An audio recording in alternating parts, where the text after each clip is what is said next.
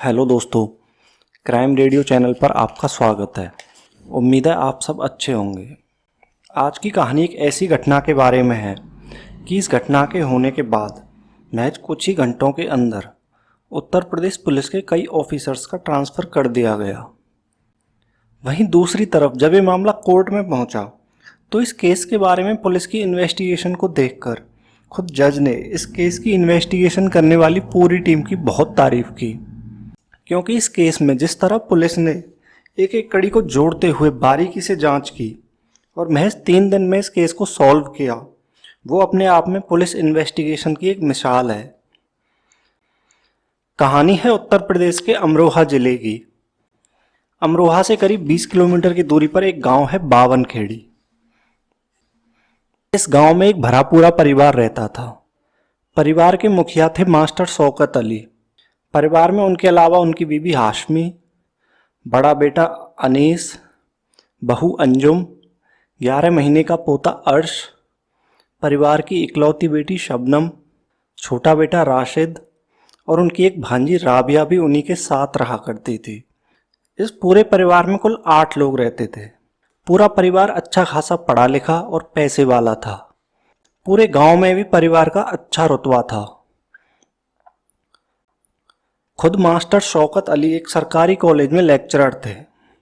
बड़ा बेटा अनीस जालंधर की एक कंपनी में इंजीनियर था और छोटा बेटा राशिद मेरठ के एक कॉलेज से बीटेक की पढ़ाई कर रहा था। और बेटी शबनम ने डबल एमए कर रखी थी और एक प्राइमरी स्कूल में बच्चों को इंग्लिश पढ़ाती थी। लेकिन एक दिन कुछ ऐसा हुआ कि जिससे पूरा हंसता खेलता परिवार बिखर गया। हुआ ये कि 14 अप्रैल 2008 की रात को करीब 1:30 बजे उस परिवार की लड़की शबनम अपने घर की छत पर खड़े होकर जोर जोर से चिल्लाने लगी और दहाड़ मारकर रोने लगी। शबनम के इस तरह चिल्लाने और रोने की आवाज़ सुनकर उसके पड़ोसी उसके घर की तरफ आए। जैसे ही उसके पड़ोसी उसके घर के मेन गेट पर पहुंचे और दरवाज़ा खोलने लगे तो गेट अंदर से बंद था। उसके बाद वो लोग शबनम से नीचे आकर गेट खोलने को कहते हैं। शबनम नीचे आती है, गेट खोलती है और गेट खोलने के बाद सीधे घर की पहली मंजिल पर चली जाती है। शबनम के पड़ोसी भी उसके पीछे पीछे घर की पहली मंजिल पर पहुंचते हैं। जैसे ही वो लोग घर की पहली मंजिल पर पहुंचे तो वहां का मंजर देखकर उन सभी के हाथ पैर फूल गए। वहां 7 लाशें पड़ी हुई थीं और पूरे घर में चारों तरफ खून बिखरा हुआ था और शबनम उन लाशों के पास बैठकर बस लगातार रोए जा रही थी। शबनम के माँ बाप, दोनों भाई भाभी, शबनम की बुआ की बेटी, उसका 11 महीने का भतीजा, उन सभी की लाशें उनके बिस्तर पर पड़ी हुई थीं। इसके बाद शबनम का एक पड़ोसी पुलिस को फ़ोन करता है और थोड़ी ही देर में हसनपुर कोतवाली की पुलिस वहां पहुंच जाती है। पुलिस भी जब वहां पहुंची तो उन 7 लाशों को देखकर उनके भी पैरों तले जमीन खिसक गई। उन 7 लाशों में से उस 11 महीने के बच्चे को छोड़कर बाकी सभी लोगों के गले को किसी धारदार हथियार से काटा गया था। पुलिस ने वहां का मंजर देखकर अपने सीनियर को घटना के बारे में बताया और क्राइम सीन को सील किया। कुछ ही घंटों के अंदर ये खबर आसपास के इलाकों में आग की तरह फैल गई और सुबह होते होते शबनम के घर के अंदर और बाहर लोगों का तांता लग गया। इस भयावह मंजर को देखकर वहां मौजूद सभी लोगों की आंखें गीली हो गईं और शबनम को रोता बिलखता देखकर उन लोगों में शबनम के लिए हमदर्दी और पुलिस प्रशासन और सरकार के खिलाफ गुस्सा साफ दिखने लगा। गुस्साई हुई भीड़ ने पुलिस प्रशासन और सरकार के खिलाफ नारेबाजी शुरू कर दी। घटना की गंभीरता को देखते हुए हसनपुर कोतवाली के थाना इंचार्ज को तुरंत निलंबित कर दिया गया और अमरोहा थाने के इंचार्ज आरपी गुप्ता को हसनपुर कोतवाली का इंचार्ज बनाकर इस घटना की जांच की जिम्मेदारी दी गई। इस घटना के अगले ही दिन 15 अप्रैल 2008 को सुबह सुबह आईओ आरपी गुप्ता घटना स्थल पर पहुंचते हैं और वहां मौजूद सभी 7 लाशों को गौर से देखते हैं। सभी के ऊपर चादरें ओढ़ी हुई थी जो उन्होंने रात को सोते समय ओढ़ी थी। सभी लाशों को गौर से देखने पर आईओ आरपी गुप्ता नोटिस करते हैं कि उन सभी के ऊपर ओढ़ी हुई चादरें बिल्कुल भी बिखरी हुई नहीं हैं। इसका सीधा सा मतलब ये था कि मरने वालों में से किसी ने भी मारने वाले का विरोध नहीं किया, क्योंकि अगर ऐसा होता तो उनकी चादरें या बिस्तर बिखरे हुए होते। यहाँ पुलिस के लिए सबसे बड़ी परेशानी ये थी कि शबनम के अलावा ना तो किसी और ने उनको घर के अंदर आते जाते देखा और ना ही पुलिस को कोई ऐसा सबूत मिला जिससे कातिलों के बारे में कोई सुराग मिल सके। इसके बाद पुलिस शबनम से पूछताछ करने का फैसला करती है। इधर शबनम का भी रो रो कर बहुत बुरा हाल था और सीधी सी बात है कि जिस लड़की ने अपने सभी घर वालों को एक साथ खो दिया हो उसका क्या हाल होगा। लेकिन फिर भी पुलिस शबनम से थोड़ी बहुत पूछताछ करती है। पुलिस के पूछने पर शबनम बताती है कि रात को मुझे बहुत गर्मी लग रही थी तो मैं सोने के लिए छत पर चली गई। आधी रात के समय कुछ लोग पीछे की दीवार से घर की पहली मंजिल पर लूटपाट के इरादे से आए और सभी को मारकर मेन गेट से चले गए। फिर जब पुलिस शबनम के पड़ोसियों से पूछताछ करती है तो वो बताते हैं कि जब वो आए तो मेन गेट अंदर से बंद था और शबनम ने ही नीचे आकर गेट को खोला था, जबकि शबनम ने पुलिस को बताया कि वो लोग मेन गेट से भागे थे। इसके बाद पुलिस घर के पिछले हिस्से में जाती है और पूरी दीवार का मुआयना करती है। उस दीवार की ऊंचाई करीब 14 फीट थी और ना तो वहां पर कोई सीढ़ी थी जिससे ऊपर चढ़ा जा सके और ना ही दीवार पर चढ़ने के कोई निशान। इसके अलावा वो पूरी दीवार भी प्लास्टर की थी, जिसका मतलब ये था कि कोई ईंटों को पकड़कर भी ऊपर नहीं चढ़ सकता था। अपनी इस अब तक की शुरुआती जांच में इस केस के आईओ आरपी गुप्ता को इतना अंदाजा हो गया था कि हो ना हो इस घटना के पीछे घर के किसी करीबी का हाथ जरूर है। अब तक इस घटना की खबर उस वक्त उत्तर प्रदेश सरकार की मुख्यमंत्री रही मायावती के कानों तक भी पहुंच गई। मायावती बावनखेड़ी गांव में शबनम के घर पहुंचती हैं और शबनम को 5 लाख रुपए मुआवजा देने की घोषणा करती हैं। लेकिन आईओ आरपी गुप्ता मायावती के पीए से बात करते हैं और कहते हैं कि अभी शबनम को मुआवजा देने की जल्दबाजी ना करें। थोड़ी बहुत कोशिश के बाद मायावती भी मान जाती हैं और आईओ गुप्ता को 48 घंटों की मोहलत दे दी जाती है। अब तक उन 7 लाशों की पोस्टमार्टम रिपोर्ट भी आ जाती है। पोस्टमार्टम रिपोर्ट में सबसे चौंकाने वाली बात यह थी कि मारने से पहले उन सभी को बेहोश करने की दवा खिलाई गई थी और उसके बाद किसी धारदार हथियार से उनका गला काटा गया था। इसमें एक और चौंकाने वाली बात यह थी कि जब उन सभी को बेहोशी की दवाई दी गई तो फिर शबनम इससे कैसे बच गई। खैर, इसके बाद पुलिस ने जब उस घर की दोबारा जांच की तो उन्हें वहां एक बेहोशी की दवाई का पत्ता भी मिल गया। अब तक की पुलिस की जांच में शबनम ने जो कुछ भी बताया वो हालात के हिसाब से बिल्कुल भी मैच नहीं हो रहा था। पुलिस चाहती थी कि शबनम से दोबारा अच्छे से पूछताछ हो, लेकिन शबनम की हालत और लोगों के विरोध को देखते हुए पुलिस भी बहुत संयम से अपना काम कर रही थी। फिर जैसे तैसे करके पुलिस ने शबनम से दोबारा पूछताछ शुरू की तो वहां मौजूद लोगों ने इसका विरोध किया। इसके बाद पुलिस भी थोड़ा माहौल शांत होने का इंतजार करने लगी। इसी दौरान बहुत ज़्यादा रोने धोने की वजह से शबनम की तबीयत खराब हो गई। इसके बाद शबनम का चेकअप करने के लिए एक डॉक्टर को बुलाया गया। जब डॉक्टर ने शबनम का चेकअप किया तो एक नई बात निकल के सामने आई। पता चला कि शबनम प्रेग्नेंट है और उसके पेट में 2 महीने का बच्चा पल रहा है। शबनम के प्रेग्नेंट होने वाली बात जब पुलिस को पता चली तो पुलिस के मन में कई और सवाल उठने लगे जिनका जवाब केवल शबनम ही दे सकती थी। अब तक इस घटना को हुए करीब 2 दिन हो चुके थे। घटना के तीसरे ही दिन पुलिस को इस केस में एक बड़ी कामयाबी मिली, जिससे इस केस की पूरी गुत्थी ही सुलझ गई। हुआ ये कि घटना के तीसरे दिन 18 अप्रैल 2008 को पुलिस को अपने मुखबिर के जरिए एक टिप मिली। मुखबिर ने पुलिस को बताया कि वो अगर इसी गांव के एक लड़के सलीम को उठा ले तो सारा केस अपने आप ही खुल जाएगा। मुखबिर से मिली सूचना के बाद पुलिस सलीम को ढूंढने लगती है, मगर सलीम पुलिस के हाथ नहीं लगा। इसके बाद पुलिस पूछताछ करते करते इस बावनखेड़ी गांव से करीब 14 किलोमीटर दूर गजरौला पहुंची, जहां सलीम पुलिस के हत्थे चढ़ गया।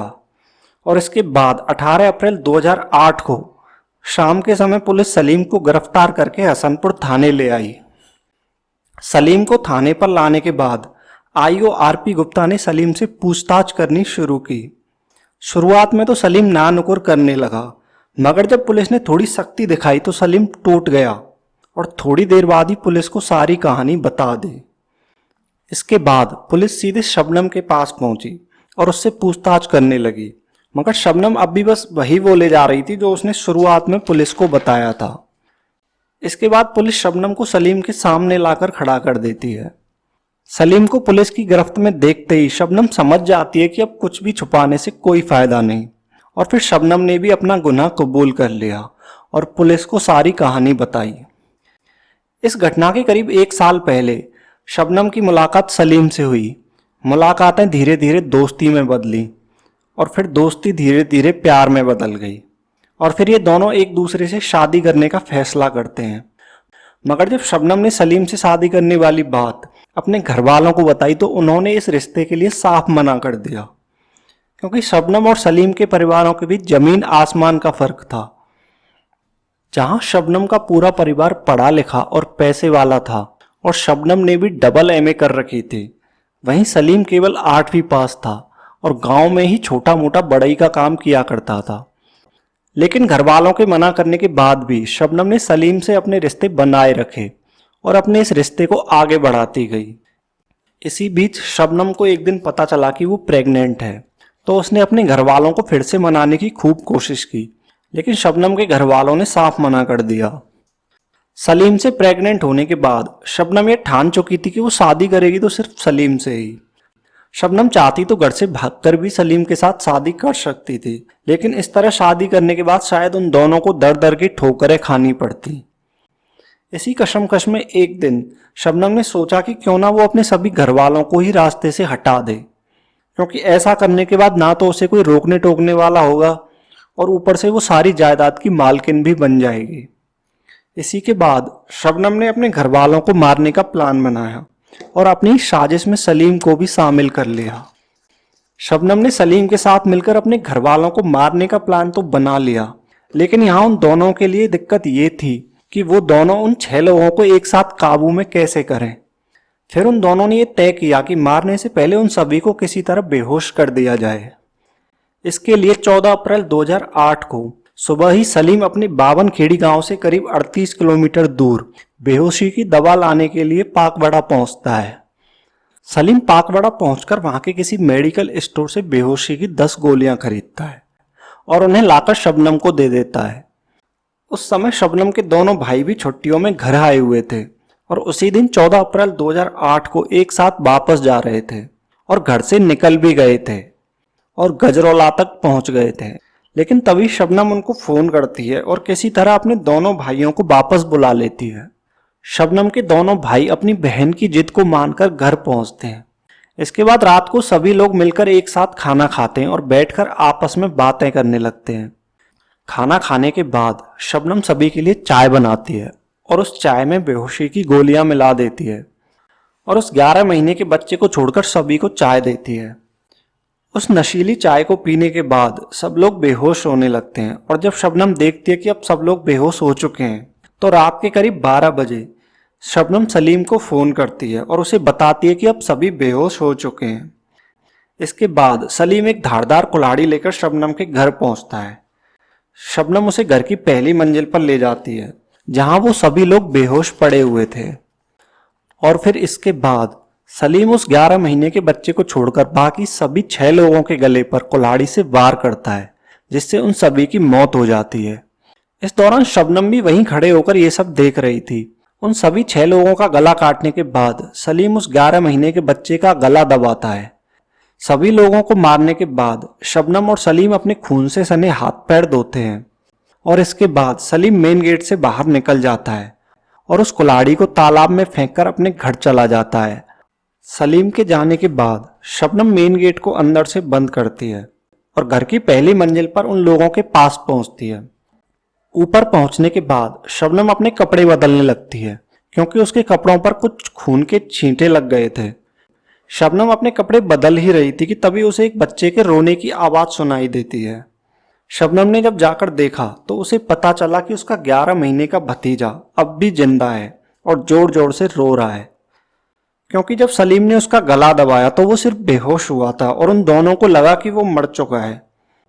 इसके बाद शबनम ने तुरंत सलीम को फोन मिलाया और उससे वापस आकर बच्चे को मारने के लिए कहा, मगर सलीम ने दोबारा आने से साफ मना कर दिया और शबनम से कहा कि अब तुम ही उसे मार दो।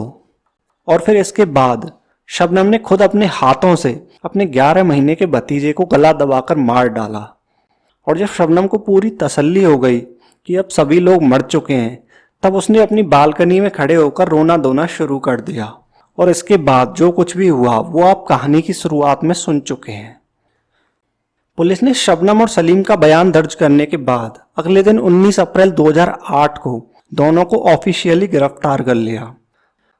दोनों को अरेस्ट करने के बाद अब पुलिस के लिए सबसे ज्यादा जरूरी था उन दोनों के खिलाफ सबूत इकट्ठा करना, क्योंकि पुलिस के सामने दिया गया बयान कोर्ट में मान्य नहीं होता।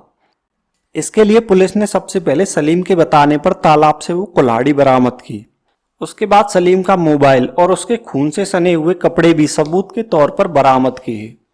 पुलिस ने शबनम के घर से भी उसका मोबाइल और उसके कपड़े जिन पर खून के धब्बे लगे थे बरामद किए। इसके अलावा पुलिस ने शबनम के घर से एक दूसरा सिम कार्ड भी बरामद किया। ये वही सिम कार्ड था जिससे शबनम सलीम से बात किया करती थी और इन दोनों के अलावा और किसी को इसका पता नहीं था। जब पुलिस ने इस सिम कार्ड के कॉल डिटेल्स निकलवाए तो उन कॉल डिटेल्स से पता चला कि जिस दिन ये घटना हुई उस दिन शाम को 7 बजे से रात के करीब 1 बजे तक ये लगातार बातें कर रहे थे और इस दौरान इन दोनों ने एक दूसरे को 55 बार कॉल किया। मगर इस पूरी बातचीत के बीच एक 35 मिनट का लंबा गैप भी था जिस दौरान इन्होंने एक दूसरे को एक भी कॉल नहीं किया। और ये वही समय था जब शबनम सलीम के साथ मिलकर इस घटना को अंजाम दे रही थी। तो इन दोनों के कॉल डिटेल्स भी इस केस का एक अहम सबूत था। पुलिस बयानों और सारे सबूतों को इकट्ठा करने के बाद इन दोनों को कोर्ट में पेश करती है। अमरोहा की जिला अदालत सारे सबूतों और बयानों के आधार पर जुलाई 2010 में शबनम और सलीम को फांसी की सजा सुनाती है। इसके अलावा जिस तरह पुलिस ने इस केस को महज 3 दिन में ही सॉल्व किया, इसके लिए पुलिस की तारीफ भी करती है, जो कि आमतौर पर कम ही देखने को मिलता है। अमरोहा की अदालत ने जब इन दोनों को फांसी की सजा सुनाई तो उन्होंने इस फैसले को इलाहाबाद हाईकोर्ट में चैलेंज किया, लेकिन इलाहाबाद हाईकोर्ट भी अप्रैल 2013 में अपना फैसला सुनाते हुए अमरोहा जिला अदालत द्वारा सुनाई गई फांसी की सजा को बरकरार रखती है। इसके बाद ये दोनों देश की सबसे बड़ी अदालत सुप्रीम कोर्ट में इस फैसले को चैलेंज करते हैं, मगर सुप्रीम कोर्ट भी मई 2015 में अपना फैसला सुनाते हुए इनकी फांसी की सजा को बरकरार रखती है। इससे पहले दिसंबर 2008 में शबनम ने एक बच्चे को जन्म दिया, क्योंकि जब वो गिरफ्तार हुई थी तो उस समय उसके पेट में 2 महीने का बच्चा था और जेल के कानून के हिसाब से जब तक बच्चा 6 साल का नहीं हो जाता वो अपनी माँ के साथ ही रहेगा। मतलब शबनम के साथ ही उसका बच्चा भी जेल में ही बंद था, जिसका कोई कसूर नहीं था। साल 2015 में शबनम के बच्चे की उम्र 6 साल से ज्यादा हो चुकी थी और जेल के कानून के हिसाब से जेल में पैदा हुए किसी भी बच्चे को 6 साल से ज्यादा जेल में नहीं रखा जा सकता। इसके बाद जब उस बच्चे की कस्टडी के लिए अखबार में ऐड दिया गया तो उसे देखकर उस्मान सैफी नाम का एक शख्स शबनम के बच्चे को गोद लेने के लिए सामने आया। उस्मान सैफी शबनम के कॉलेज में ही पढ़ता था और शबनम से 2 साल जूनियर था। कॉलेज में पढ़ने के दौरान शबनम ने उस्मान की कई बार पढ़ाई में मदद की और एक बार शबनम ने उसकी कॉलेज की फीस भी भरी थी, क्योंकि उस्मान के पास फीस भरने के पैसे नहीं थे।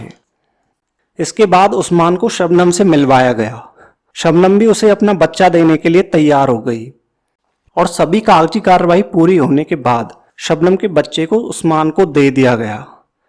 देश की सभी अदालतों में मौत की सजा मिलने के बाद शबनम ने राष्ट्रपति के पास दया याचिका लगाई और फांसी की सजा को उम्र कैद में बदलने की गुजारिश की। उस वक्त भारत के राष्ट्रपति रहे प्रणब मुखर्जी ने मामले की गंभीरता को देखते हुए अगस्त 2016 में शबनम की दया याचिका को खारिज कर दिया। साल 2021 में जब शबनम का डेथ वारंट जारी करने को कहा गया तो उसने दूसरी दया याचिका लगा दी, जिस वजह से उसका डेथ वारंट जारी नहीं हो सका। कुल मिलाकर शबनम ने प्यार में अंधी होकर अपने पूरे परिवार को मौत के घाट उतार दिया और इसके बाद भी ना तो उसे प्यार मिला और ना ही प्रॉपर्टी।